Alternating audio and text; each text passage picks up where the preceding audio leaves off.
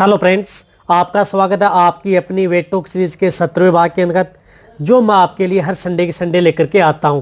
वैसे wait talk series आपके लिए बहुत ही अच्छी और नॉलेजेबल होती है, क्योंकि वेट टॉक सीरीज के अंतर्गत आपको कई क्वेश्चनों का जवाब एक साथ देखने को मिलता है।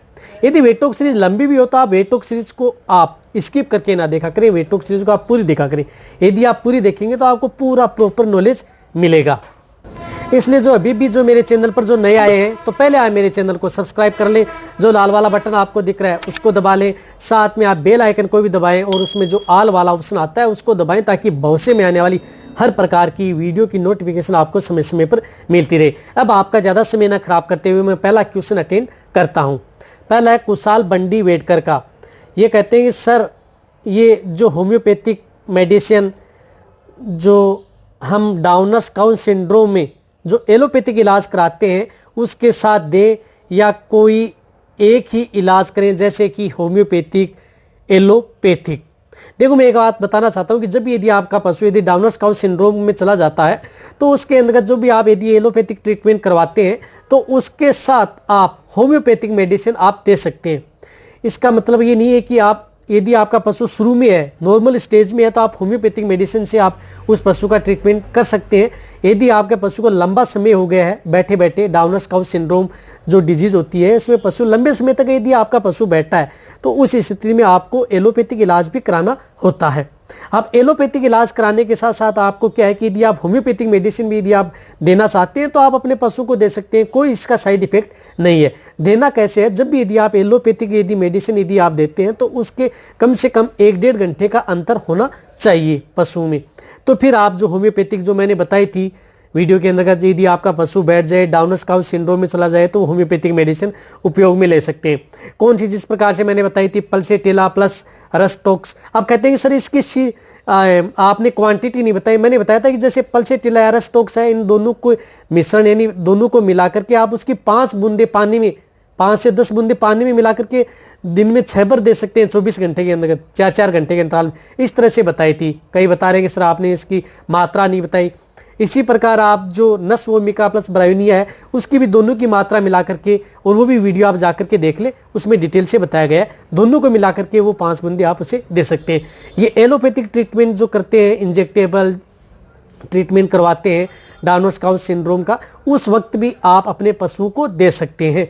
बहुत ही अच्छा रिजल्ट मिलेगा, क्योंकि ये एक तरह की साइड थेरेपी हो जाएगी आपके पशु को होम्योपैथिक की मेडिसिन की। इस तरह से आप अच्छी तरह से समझ गए होंगे। अब बालवीर कहते हैं, मेरे एक गाय में बलमा के साथ खून आता रहता है और लंबी लंबी सांस लेती है, तकलीफ के साथ है, गाभिन टाइम ज़्यादा हो जाता है, यानी गाभिन के समय ज़्यादा हो जाता है, खून आता है, तो एंथियोमेलाइन इंजेक्शन देता हूं, पर कुछ दिन बाद फिर वैसा होता है, क्या ट्रीटमेंट करूं? देखो, मैं एक बात बताना चाहता हूं कि जब यदि आपके पशु में सांस लेने में यदि तकलीफ है, छींक के साथ यदि आपका पशु जैसे आप बता रहे हैं कि खून आता है, तो इसके लिए आपको करना क्या है? देखो, ये जो इंजेक्शन है वो आप अपने पशु चिकित्सक से लगवा लें। जो इंजेक्शन किस प्रकार से, जिस प्रकार से आप एमोक्सिलिन फोर्ट उपयोग में ले सकते हैं, जिस प्रकार से एमोक्सिलिन फोर्ट विरबे का आता है, मेरे वीडियो भी बनी हुई है, इसी प्रकार आप जो इंजेक्शन आते हैं, लेकिन ये इंजेक्शन आपके लिए बेटर रहेगा। जो आपको ये एमोक्सिलिन फोर्ट, ये इंजेक्शन आप जो आपकी गाय है 4.5 ग्राम लगातार 3 दिन उस पशु को लगवा लें। और साथ ही साथ आपको क्या करना है, जो एंथियोमेलाइन आप इंजेक्शन उपयोग में लेते हैं, एंथियोमेलाइन इंजेक्शन भी लगाएं। एंथियोमेलाइन इंजेक्शन क्या करना है, 1 दिन लगाना है, दूसरे दिन छोड़ना है, तीसरे दिन लगाना, अल्टरनेट लगातार 3 दिन, यानी अल्टरनेट लगाना है। जैसे 1 दिन लगा लिया, फिर दूसरे दिन छोड़ दिया, फिर तीसरे दिन लगा लिया, इस प्रकार 3 बार आपको एंथियोमेलाइन इंजेक्शन भी लगवाना है। और साथ ही साथ आपके पशु में जिस प्रकार से यदि आपका पशु है तो नाक से आ रहा है, तो ऐसा लग रहा है कि बलमा के साथ आ रहा है, तो आप उसके साथ आप नेजल वर्म्स भी हो सकते हैं उसके अंदर। तो इसके लिए आप जो हाईटेक जो इंजेक्शन आयुर्मेक्टिन साल्ट का जो इंजेक्शन है, वो एक इंजेक्शन भी आप उस पशु को लगवा लें। सबकट 1 ml पर 50 kg बॉडी वेट उसकी डोज होती है। वैसे हाईटेक इंजेक्शन के बारे में डिटेल से वीडियो बनी हुई, वो भी आप जाकर के देख सकते हैं। इस तरह से आप ये इंजेक्शन आप उस पशु को लगवा सकते हैं, बहुत ज़्यादा आराम आएगा। डिटेल से वीडियो जानिए तो और भी आपके लिए वीडियो लेकर के आ सकता हूँ। महेंद्र सिरवी कहते हैं, 3 मंथ का काफ बिना सहारे के खड़ा नहीं हो पा रहा है, बाकी सब कुछ नॉर्मल है। देखो आपका 3 महीने का जो काफ है वो बिना सहारे के खड़ा नहीं हो पाता है। इसके लिए आपको क्या करना होगा कि आप जो एक न्यूरोकाइन, ये नर्वाइकल डिजीज से संबंधित है, इसके लिए आपको जो मेकोलाबिन या मिथाइलोकोबालामिन की साल्ट की मेडिसिन हो, चाहे वो सिरप हो चाहे वो इंजेक्शन हो, वो आपको उपयोग में लेना है। इस तरह से आप जिस प्रकार से आप उसे मिकोवेटक्सल इंजेक्शन 2 ml इंट्रामस्कुलर के तौर पर लगातार 5 दिन लगवा सकते हैं। इंजेक्शन लगवा सकते हैं 2 ml पर डे के हिसाब से 5 दिन। साथ साथ आप जो न्यूरोकाइन प्लस जो सिरप आती है वो भी दे सकते हैं। यदि न्यूरोकाइन नहीं मिले तो जो वाइजेस्ट आती है वो भी आप उससे जो काफ है उसको दे सकते हैं। 20 ml दोनों में से कोई सी भी यदि आपको यदि लिक्विड मिलता है तो 20 ml दे, लगातार देना आपको 1 से 1.5 महीना कंटिन्यूटी। ऐसा नहीं है कि आपने आज दे दिया और छोड़ दिया, लगातार आपको 1.5 से 2 महीना देना है।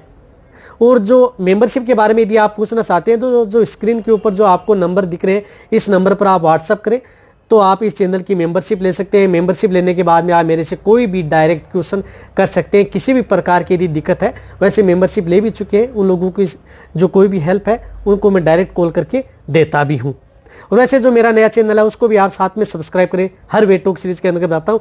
और आप मेरी जो इंस्टाग्राम ID और जो फेसबुक ID है जो इसी नाम के चैनल के नाम से, तो उस पर भी जाकर के आप उसे फॉलो कर लें। अब सत्यम वर्मा कहते हैं मेरे डॉग को पार्वो वायरस हो गया, उसने 12 दिन से कुछ नहीं खाया है, प्लीज हेल्प करें, बताएं कुछ इलाज। और मैं यहाँ से उसको डॉक्टर को दिखा रहा हूँ, उसकी बोतल चढ़ा रहा है, वो 3 दिन से उसको 1 दिन में 2 बार चढ़वा रहा हूँ। बोतल पर उसकी उल्टी और पेशाब बंद नहीं हो रहा है, वो मर जाएगा, मैं उसको बचाना चाहता हूँ, प्लीज़ हेल्प करो। देखो पार्वो वायरस एक यदि आपके डॉग के बारे में मेरे चैनल पर डिटेल से वीडियो बनी हुई है। पार्वो वायरस का क्या कारण है, क्या लक्षण है और इसका इलाज कैसे करें। एक और बताना चाहता हूँ कि पारो डिजीज़ के इस समय बहुत से ज़्यादा केस आ रहे हैं, मेरे पास से बहुत ज़्यादा ऐसे केस आ रहे हैं पारो डिजीज़ के डॉग के।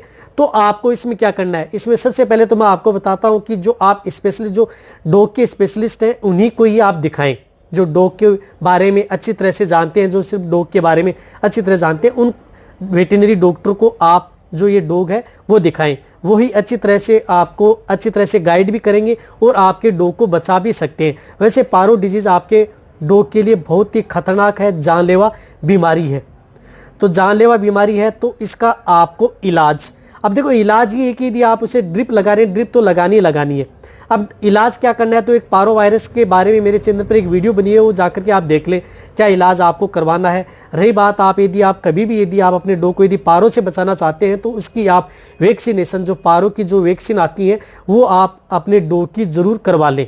क्योंकि जब भी यदि आपके डॉग को यदि कोई भी डिजीज या वायरस जनित यदि रोग हो जाता है डॉग को, तो वो जानलेवा होता है।